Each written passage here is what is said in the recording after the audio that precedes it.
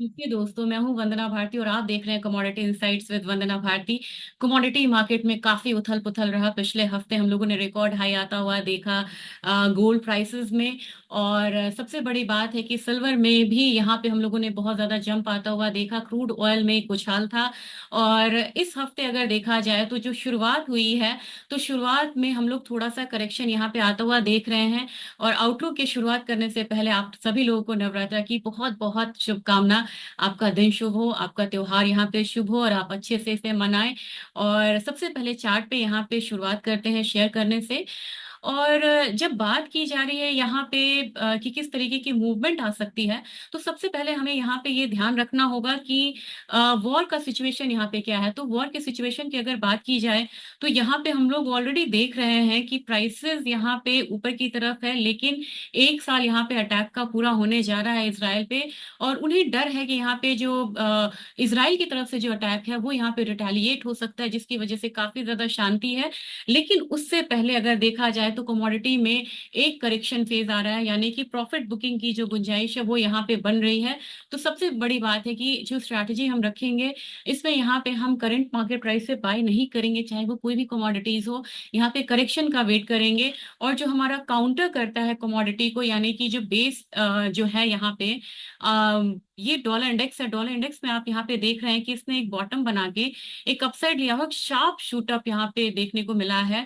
और प्राइसेस यहाँ पे 102 का रेजिस्टेंस को नहीं माना है और ऊपर की तरफ ये गया है। अब लग रहा है यहाँ पे कि 103 तक के जो लेवल्स है वो आता हुआ हम यहाँ पे देख सकते हैं। तो सेफ हेवन बाइंग काफी दिनों बाद, इनफैक्ट काफी महीनों बाद हम लोगों ने डॉलर इंडेक्स में आता हुआ देखा है। साथ में यहाँ पे हम ट्रेजरी में एक बाइंग आता हुआ देख सकते हैं। ये एक शिफ्ट भी हो सकता है क्योंकि ये नवंबर में इलेक्शन से ऑलरेडी हम यहाँ पे अक्टूबर में हैं।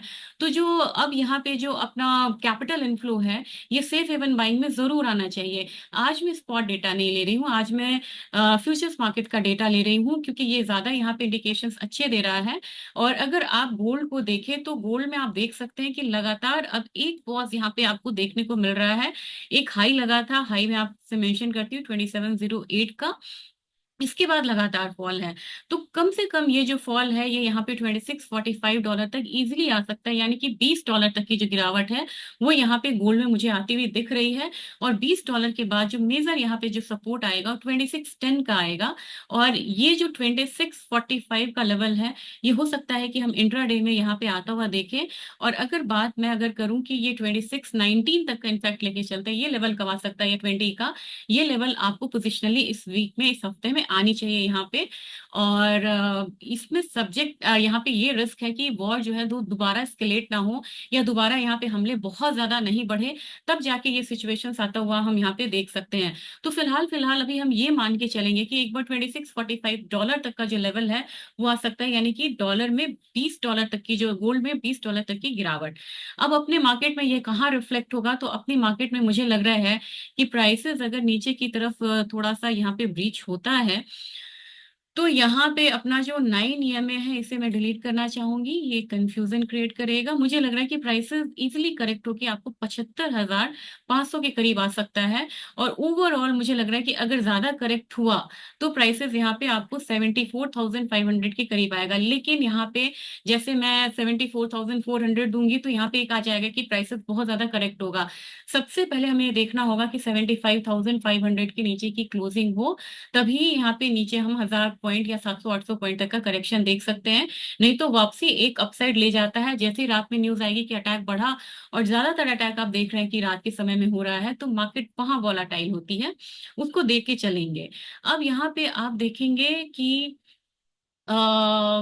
सिल्वर यहाँ पे काफी ज्यादा रेजिस्टेंस को फेस कर रही है ये कमोडिटी। और ये हमने यहाँ पे बात भी की थी कि ये यहाँ पे $33 एक जोन बन रहा है और वहां से एक फॉल आने की उम्मीद है। तो मेरे ख्याल से ये फॉल ज्यादा डीप नहीं रहेगा। और सिल्वर के बारे में एक न्यूज अपडेट करना चाह रही हूँ। अब यहाँ पे रशिया ने गोल्ड के साथ साथ सिल्वर में भी उन्होंने स्ट्रैटेजिक रिजर्व को क्रिएट करने की शुरुआत करी है। तो आप देख सकते हैं यहाँ पे कि एक जो अपसाइड मूव है वो हमेशा सिल्वर में बना रहेगा।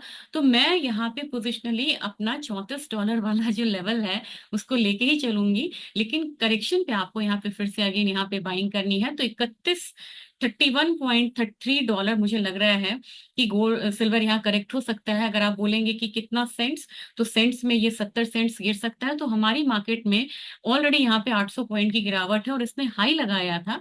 हाई इसने लगाया था 95,388 का। हम 95,400 इजी रखने के लिए इसे याद रखेंगे। और यहाँ पे मुझे लग रहा है कि प्राइस नीचे अगर करेक्ट होता भी है तो हमारा ये जोन रहेगा 91,700 से लेके 90,700 का एक जोन रहेगा। तो ये तो मुझे लग रहा है कि आज से कल तक आ जाना चाहिए 91,900 वाला जोन। तो अभी फिलहाल हम इसमें करेक्शन में रह सकते हैं जब तक कि इंट्राडे कोई रिवर्सल ना हो।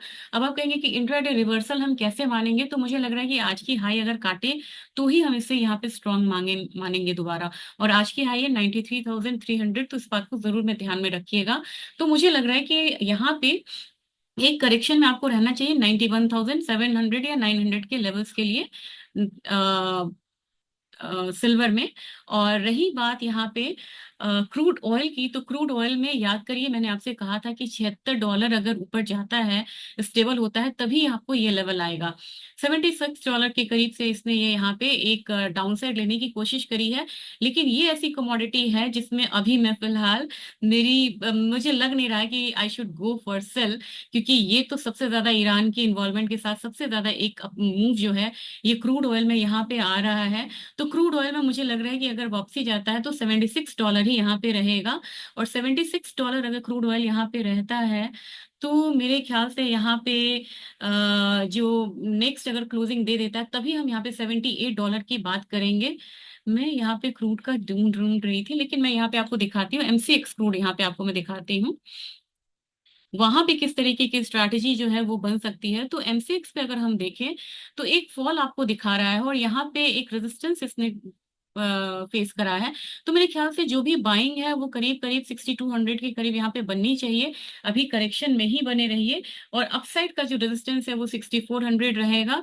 और फिलहाल किसी को इंट्राडे में यहाँ पे सेलिंग करनी है तो वो 6200 लेवल्स के लिए यहाँ पे सेलिंग करके चल सकते हैं। लेकिन पोजिशनली यहाँ पे फिर से हम क्रूड ऑयल में बाय में जाएंगे अगर ये स्केलेट होता है फर्दर। तो इसके लिए आपको ध्यान में रखना होगा। एनजी मैं इसलिए यहाँ पे वो नहीं कर रही हूँ, अपडेट दे रही हूँ, क्योंकि एनजी में एक स्पेशल वीडियोस बनाऊंगी, वो आप जरूर देखिएगा। छोटा सा 2-3-4 मिनट का वीडियो होगा, आप उससे प्लीज रेफर करिएगा।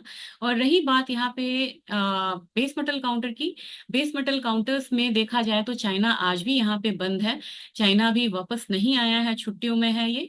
और यहाँ पे अगर हम इकोनॉमिक कैलेंडर्स की बात करते हैं तो इकोनॉमिक कैलेंडर्स में अगर आप देखेंगे आज कोई खास डेटा नहीं है, कल भी यहाँ पे बहुत खास डेटा नहीं है। और ये सबसे हाई इंपॉर्टेंस डेटा मैं दिखाती हूँ। सीधा सीधा वेंसडे को आपको यहाँ पे एफओएमसी का मिनट्स आएगा, क्रूड ऑयल की इन्वेंट्रीज आएगी, और साथ में आपको कोर सीपीआई आएगा थर्सडे को। और फिर इनिशियल जॉबलेस क्लेम आ रहा है थर्सडे को। तो आप देखेंगे जो भी मूवमेंट, बड़ी मूवमेंट आएगी बेस मेटल में, वो वेंसडे ऑनवर्ड्स यहाँ पे आ सकती है। उससे पहले आपको यहाँ पे एक करेक्शन हल्का सा जिंक में भी देखने को मिलेगा, और ये 280-281 के करीब का हो सकता है। तो फिलहाल जिंक में यहाँ पे सेलिंग में रहना चाहिए। और स्टॉप लॉस आपको इसका लगाना होगा कम से कम 280 के करीब का। और एल्यूमिनियम में भी एक फॉल आपको दिख रहा है, क्योंकि क्रूड ऑयल में फॉल आ रहा है। तो एल्यूमिनियम को फॉल को हम यहाँ पे लेके चलेंगे। पहला टारगेट हमारा 238.5 का होगा, और जो दूसरा टारगेट है वो हम यहाँ पे करीब करीब हम ये वाला फॉल लेके चलेंगे, तो ये 236 के करीब का है। तो फर्स्ट अभी मान के चलेंगे 238.5 का, जो ₹2.5 का है। इसके लिए स्टॉप लॉस लगाना होगा 242.5 के करीब का। सबसे बड़ी कमोडिटी यहाँ पे कॉपर है। कॉपर भी आप देखिए बिल्कुल अब यहाँ पे एक रैली थकी हुई से लग रही है। और यहाँ पे 846 तक के लिए, 847 तक के लिए एटलीस्ट आप ₹6 तक के लिए यहाँ पे आप सेल करके इजिली चल सकते हैं। इसमें आपको ₹6 तक का मूव जो है डाउन साइड वो मिलेगा। ग्वार मैं कवर नहीं कर रही, क्योंकि ग्वार पे काफी आया था कि वॉर पे क्या इम्पैक्ट आएगा, तो इसके लिए ग्वार के लिए भी एक छोटा वीडियो आज मैं बनाऊंगी किसी भी समय में। और कैस्टर की बात की जाए तो कैस्टर में मैंने आपको कहा था कि एक सेल साइड रहना काफी जरूरी है, क्योंकि अब यहाँ पे एक प्रॉफिट बुकिंग आएगा। तो 6670 तक यहाँ पे हम यानी कि 100-120 पॉइंट का और फॉल आने देते हैं। अगर ये तोड़ा, ये देख रहे हैं ना यहाँ पे एक सपोर्ट बन रहा है 6725, पहला मान लीजिए करेक्शन का टारगेट। और दूसरा जो सेल कॉल अगर हम लेंगे तो उसमें 6670 तक के लिए आप यहाँ पे टारगेट से कैस्टर को सेल कर सकते हैं। और अब बात की जाएगी यहाँ पे, क्योंकि काफी क्वेरीज आ रही थी कॉटन ऑयल सीड केक के लिए। तो कॉटन ऑयल सीड केक में अगर आप देखेंगे तो ऑलरेडी यहाँ पे बहुत फॉल आ चुका है। और इसमें काफी ज्यादा रिक्वेस्ट आई थी कि एक बार थोड़ा डिटेल में बताने के लिए। ये यहाँ पे डबल बॉटम की तरफ बन रहा है, तो मुझे लग रहा है कि प्राइसेस अगर करेक्ट होते हैं नीचे की तरफ तो ज्यादा नहीं, मुझे लग रहा है कि 2880 तक यहाँ पे एक फॉल आएगा। और दूसरा फॉल आपको आ सकता है 2800 तक। उसके बाद ये कमोडिटी फिर से यहाँ पे अपसाइड के लिए तैयार हो जाएगी। आप कहेंगे कि अपसाइड के लिए क्यों तैयार है? क्योंकि मुझे लग रहा है कि कॉटन में जो तेजी है वो यहाँ पे बनी रहेगी, और कॉटन में तेजी बनी रहेगी तो अपना जो कॉटन ऑयल सीड केक है ये यहाँ पे थोड़ा सा यहाँ पे अपसाइड दिखाएगा। और दूसरा कारण मैं आपको यहाँ पे कॉटन ऑयल सीड केक में यहाँ पे बताना चाहूंगी। अगर मैंने यहाँ पे आपको स्पॉट का डेटा दिखा दिया, यानी कि यहाँ पे अकोला फ्यूचर्स है और यहाँ हम चलते हैं अकोला स्पॉट पे।